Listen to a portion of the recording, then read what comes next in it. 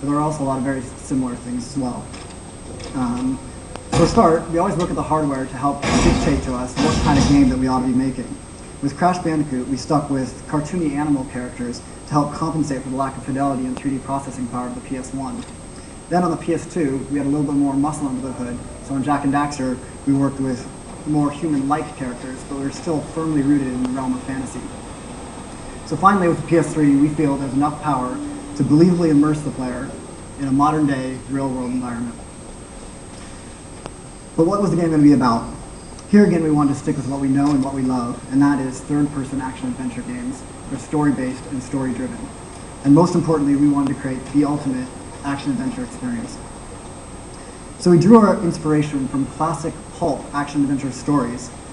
We studied and researched hundreds of pulp novels, movies, and comics, trying to extract the elements that define the genre. What we found were several key ingredients that would help us make exactly the kind of game that we knew we wanted to make.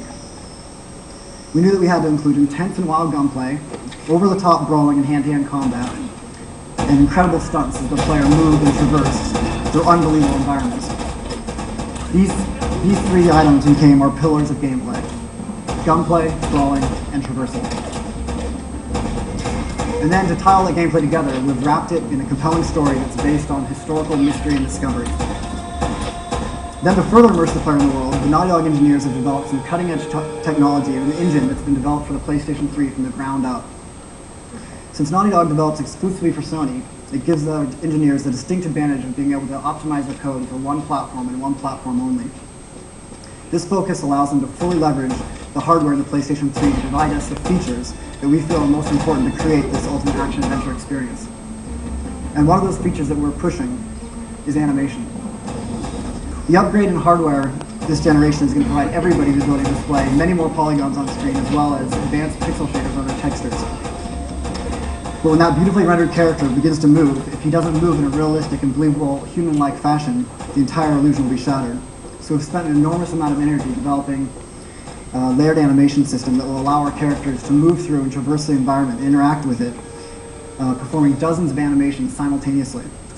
Using the cell processor, we actually can calculate literally thousands of joints to procedurally generate each frame of animation that you'll see on the screen at any given time. And the end result is human-like motion that's still very controllable and responsive that gamers demand. It's not just the body motion that we've been concentrating on. If the characters' faces aren't expressing the emotion that's consistent with the current situation that they're in, you'll end up with this lifeless stone face that was all too common in games of last generation. And our final area of concentration has been our environments. Again, our engineers have attacked the RSX, trying to squeeze every last ounce of energy, power that they can to support this lush jungle environment that's been overtaking this lost Spanish colony that you're going to be exploring. A sophisticated lighting model, custom shaders, dynamic real-time shadows, and a complex water simulation all combine to immerse you in this world. We've also relied heavily on the PS3's Blu-ray drive and the hard disk drive to deliver these environments seamlessly and without load screens. We're constantly streaming data off the Blu-ray and caching to the hard disk for quick access. We stream level data, audio, character models, animation, and textures to make maximum efficient use of memory. And as for storage, the demo that's available today at the arcade already will not fit on a DVD, so Uncharted simply would not be possible without the PlayStation 3's Blu-ray drive. But all this technology doesn't matter if the game isn't fun and exciting. So I encourage you to check out the demo in the arcade today, play it, let me know what you think, and thank you for your time today. I'll pass it back to Dave.